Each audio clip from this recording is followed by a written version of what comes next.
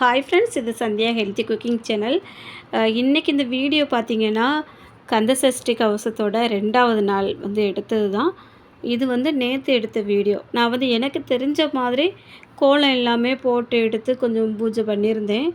ஏதோ அதில் எனக்கு கொஞ்சம் நிறையா நிறை குறைகள் இருக்கிறதுக்கு ஒரு வாய்ப்பு இருக்குது. ஏன்னா முதல் டைம் நம்ம பூஜை பண்ணும்போது தெரியாத விஷயங்களில் கொஞ்சம் முன்ன பின்ன வர்றதுக்கு வாய்ப்பு இருக்குது. அந்த கோலம் பார்த்திங்கன்னா எனக்கு கையில் அந்த ஊசி பட்டு புண்ணாக இருந்து இல்லையா, என்னால் கோலம் போட்டதுமே அந்தளவுக்கு தெளிவாக போட முடியலை. அதுக்கப்புறம் இன்றைக்கி பூஜை பண்ணது நான் இல்லை, என் மக தான். அதே நான் கடைசியில் சேர்த்துருக்கேன். அது எந்த மாதிரி மாற்றமாக இருக்குது அப்படிங்கிறதையும் நீங்கள் பாருங்கள். இன்றைக்கி ஒரு சில தகவல்கள் எனக்கு கிடச்சிது. அப்போ நேற்றை விட இன்றைக்கி நம்ம கொஞ்சம் வித்தியாசமாக பூஜை பண்ணலாம் அப்படிங்கிற பிளானில் இருந்தேன். ஆனால் எப்போவுமே நம்ம எதிர்பார்த்தது நடக்காது. கடவுள் நமக்கு எது நடக்கும்னு வச்சுருக்காரோ அதுதான் நடக்கும். இன்றைக்கி என்னால் சாமி கும்பிட முடியாத ஒரு சூழ்நிலை ஆயிட்டு. அதை நான் பெருசாக நினைக்கல. நம்மளால் முடியலை அப்படின்னாலும் நம்ம வீட்டில் இருக்கிறவங்க யாராவது ஒருத்தர் பூஜை பண்ணி விளக்கு எல்லாமே வச்சா போதும் அப்படிங்கிற ஒரு மன திருப்தி இருந்தது.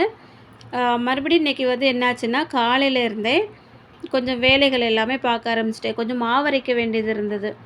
அது மாவு அரைக்கிறது எனக்கு கையில் சுத்தமாக கிரைண்டரில் அள்ளி எடுத்து அரைக்கவும் முடியலை. அது இல்லாமல் இந்த பெரிய கிரைண்டர் பார்த்திங்கன்னா, அந்த குலை ரொம்ப வெயிட்டாக இருக்கும் பாருங்கள்.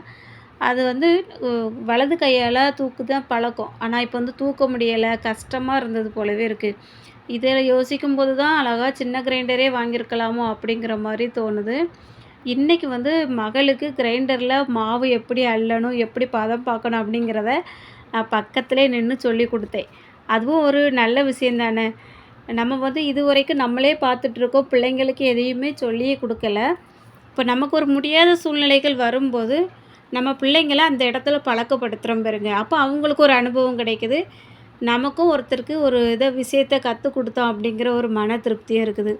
இப்போ நம்ம இன்றைக்கி சொல்லி கொடுத்த மாதிரி கண்டிப்பாக இன்னும் ஒரு நாள் அவள் அந்த வேலைகளை கரெக்டாக செஞ்சிருவா. அதனால் பக்கத்துலேயே நின்று மாவு இந்த மாதிரி தான் அரைக்கணும் அப்படின்னு எல்லாமே சொல்லி எடுத்து கொடுத்துட்டேன். இது முறுக்கு மாவு தான். அச்சு முறுக்கு செய்கிறதுக்காக பச்சரிசி ஊற வச்சுருந்தேன். அதை அரைக்கிறதுக்காக கிரைண்டரில் போட்டு அவளே பதம் பார்த்து அள்ள சொல்லி கொடுத்துட்டேன். இது கூடவே சீனி போட்டு அரைச்சிட்டேன். இதை நல்லா நைஸாக அரைப்பட்டதும் அவள் அழகாக பாத்திரத்தில் அள்ளிட்டு இருக்கா. இதுதான் ஃபஸ்ட்டு டைம். அதனால் அங்கங்கே கொஞ்சம் மாவு சிந்தி சிந்தி தான் அள்ளிட்டு இருந்தா. இருந்தாலும் பிரச்சனை இல்லை. அடுத்த டைம் அவளுக்கு இன்னுமே பொறுப்பு வந்துடும் அப்படிங்கிறத பொறுமையாக சொல்லி கொடுத்துட்டேன். அதுக்கப்புறம் இன்றைக்கி கோதுமை மாவு புட்டு ரெடி பண்ண வேண்டியது இருந்து. காலையிலே சாப்பாட்டுக்கு மாவு எதுவும் இல்லை. சரி கொஞ்சம் ஏதாவது வித்தியாசமாக செய்யலாம் அப்படின்ட்டு ரொம்ப நாள் ஆச்சு இந்த புட்டு வச்சு. அப்போ ஒரு 1½ கப்பு மாவு எடுத்து நான் வறுக்க ஆரம்பிச்சிட்டேன். 1½ கப்பு அப்படின்னா இது 1/2 கப்பு தான் நான் போட்டுட்ருக்கிறது. அதனால அந்த கப்புக்கு ஒரு 3 கப்பு எடுத்திருக்கேன். இதில் 1 கப்பு மாவு தாராளமாக ஒருத்தருக்கு சரியாக இருக்கும். இந்த 1/2 கப்பில் இந்த 1 கப்பு அப்படின்னா பெரிய கப்புன்னு நினைக்கிறேன்டா. இது 1/2 கப்பு தான். அதனால் நான் இதை கணக்கு பண்ணி போடுவேன். இதை நல்லா சிம்மில் வச்சு நைஸாக வறுக்கணும். கொஞ்சம் தீயை கூட்டி வச்சாலும் உடனே மாவு கரைஞ்சிரும். கோதுமை மாவு நல்லா நைஸாக இருக்கும். அதனால் அரிசி மாவு மாதிரிலாம் இருக்காது. அதனால் ரொம்ப பொறுமையாக வச்சு ஒரு 5 நிமிஷத்துக்கு வறுத்துட்டு லைட்டாக நிறம் மாறி அந்த வறுக்கும் போதே அந்த சட்டியில் அப்படியே ஒட்டுற மாதிரி தெரியும், கொஞ்சம் கலர் மாறுற மாதிரி. அந்த டைமில் நம்ம ஸ்டவ் ஆஃப் பண்ணிவிட்டு மறுபடியும் கொஞ்சம் அந்த சூட்டில் அது தீஞ்சு போயிடக்கூடாது. கிண்டி விட்டுட்டே இருக்கணும். கொஞ்சம் நேரம் கிண்டி விட்டுட்டு அதுக்கப்புறம் நல்லா ஆறுனதுக்கப்புறம் உப்பு சேர்த்துட்டு நம்ம நார்மலாக தண்ணி சேர்த்து புட்டுக்கு மாவு பிசைவோம் பாருங்க, அதே மாதிரி பிசைஞ்சு எடுத்துடலாம். இன்றைக்கி வேலை செய்கிறது பார்த்திங்கனுங்க மகா தான். அவட்ட தான் எல்லாமே எடுத்து கொடுத்தேன். ஏன்னா வலது கை ரொம்ப டேமேஜ் ஆகி போயிருக்கு. ஏற்கனவே பார்த்தீங்க. இன்றைக்கி ரொம்ப பரவாயில்ல. காலையிலலாம் சரியான வலியாக இருந்தது. நைட்டு ஓரளவுக்கு கொஞ்சம் வலி குறைஞ்சிருக்கு. அந்த மேலே இருந்த ஒரு மாதிரி தோல் மாதிரி இருந்த இடம் எல்லாமே பிஞ்சு எடுத்து வந்திருக்கு. புண்ணில் கொஞ்சம் நீர் வர்றதும் கொஞ்சம் கம்மியாக இருக்குது. இருந்தாலும் இன்னும் கொஞ்சம் ஒரு 2-3 நாளைக்கு கொஞ்சம் கவனமாக பார்க்கணும். அதனால் கொஞ்சம் மசாலா கரைக்கிறது, புளி கரைக்கிறது, இந்த மாதிரி மாவு பிசைறது எல்லாமே பிள்ளைங்கக்கிட்ட தான் மாற்றி மாற்றி கொடுத்துட்ருக்கேன். புட்டுக்கு அழகாக மாவு விரைச்சி தந்துட்டா. இப்போ வேக வைக்கிறதுக்காக புட்டுக்குள்ளெல்லாம் மாவு தேங்காய் பூ எல்லாம் சேர்த்து வேக வச்சுட்டேன். இப்போ இன்றைக்கி பாருங்கள், பிள்ளைங்களுக்கு நம்மளால் முடியாத சூழ்நிலையிலே எவ்வளோ வேலைகள் அவங்களுக்கு சொல்லி கொடுத்துருக்கோம் அப்படின்ட்டு. இந்த மாதிரி ஒரு வாய்ப்பு வரும்போது தான் நம்ம பிள்ளைங்களை ஹெல்ப் பண்ணுறதுக்கும் யூஸ் பண்ணிக்கிட்டோம். அதுவும் நல்ல விஷயந்தான்.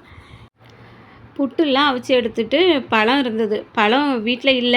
கடையில போய் தான் வாங்கிட்டு வந்தேன்.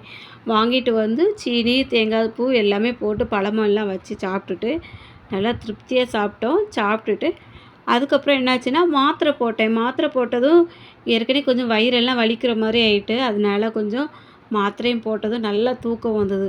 தூங்கி எந்திரிச்சா தான் அப்புறம் அந்த வயிறு வலி எல்லாமே கொஞ்சம் குறையும். அதனால நான் என்ன பண்ணிட்டேன் அப்படின்னா, நல்லா தூங்கிட்டேன்.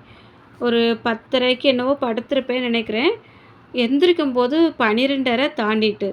அதுக்கப்புறம் எப்படி முழிப்பு வந்ததுன்னே தெரியல. தானா தான் முழிப்பு வந்தது. பிள்ளைங்க எழுப்பவே இல்ல. ஏன்னா தூங்க போறேன் அப்படின்னு சொல்லியிருந்தேன் இல்லையா? தூங்குனா தான் அந்த வயிறு வலியுமே கொஞ்சம் குறையும். அதனால நல்லா தூங்கிட்டு எந்திரிச்சேன். எந்திரிச்சதுக்கு அப்புறமா தான், ஐயய்யோ! சாப்பாடு பண்ண டைம் ஆயிட்டே அப்படின்னுட்டு படபடன்னு சோறு வச்சு, சாம்பார் வச்சு, மீல் மேக்கர் இருந்தது. அதில வந்து ஒரு பொரியலு, ஒரு கூட்டு, அப்புறம் வந்து கத்திரிக்காய் வந்து பெரிய மகளுக்கு ரொம்ப பிடிக்கும். பொரிச்சு குடுத்தா நல்லா விரும்பி சாப்பிடுவா. அந்தால அவளுக்கு ஒரு கத்திரிக்காய் வந்து கடையில வாங்கிட்டு வந்திருந்தேன். நல்லா விதை இல்லாத கத்திரிக்காய். அதையும் வந்து பொரிச்சு குடுத்தேன். நல்லா சாப்பிட்டாங்க.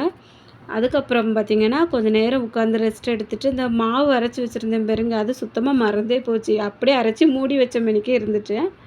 அதனால அதையுமே எடுத்து நான் வந்து கொஞ்சம் செஞ்சுட்டு பிள்ளைகிட்ட குடுத்துட்டேன். அவ அழகா சுட்டு எடுத்துட்டா. மறுபடியும் நமக்கு வந்து பூஜை அன்னைக்கு பண்ண முடியாது.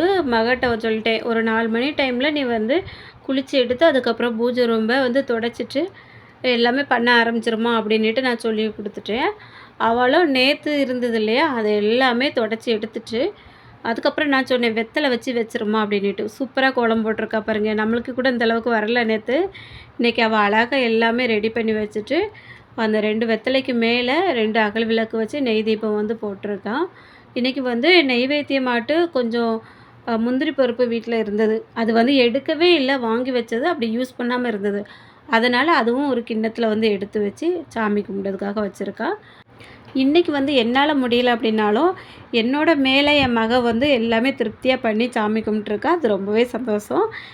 எல்லாமே ஒரு நல்லதுக்கு அப்படின்னு நினச்சிட்டு, நம்ம நடக்கக்கூடியதெல்லாம் நல்லதுக்காக எடுத்துட்டு போயிறணும் அப்படிங்கிறத எனக்கு ஒவ்வொரு நாட்களுமே ஒவ்வொரு அனுபவம் வந்து கிடைச்சிட்டே இருக்கு. இன்றைக்கி இந்த வீடியோ வந்து உங்களுக்கு பிடிச்சிருந்தா மறக்காம ஒரு லைக் பண்ணிடுங்க. இதுவரைக்கும் இந்த வீடியோ பார்த்த எல்லாருக்கும் ரொம்ப ரொம்ப நன்றி. வணக்கம்.